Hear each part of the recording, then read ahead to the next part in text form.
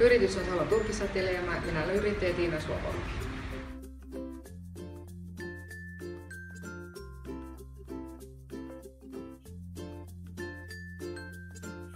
Mä olen perustanut yrityksen vuonna 1982, eli kesällä tulee 34 vuotta.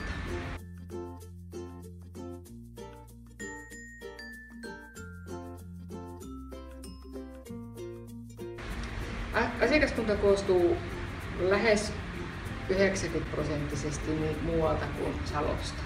Että se on ihan niin kuin Pori, Tampere, Porvoo sektorilla ja suurin osa on pääkaupunkiseutu Espoo, Vantaa, Helsinki ja sekä myöskin Lohja.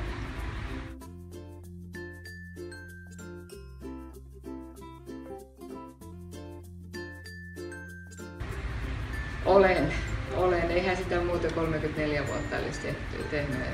Että on päiviä, jolloin nauttii vähemmin ja päiviä, jolloin nauttii enemmän.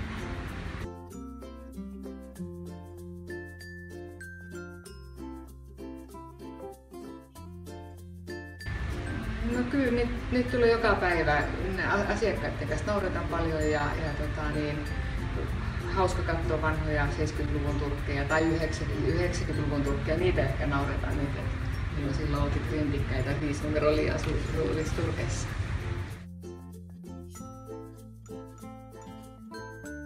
Tulo vaan, tää on ihan oikea aika tuoda turkiksen korjaukseen, jotta ne sitten lokakuussa on käyttö valmiina, kun pakkaset kahvaa.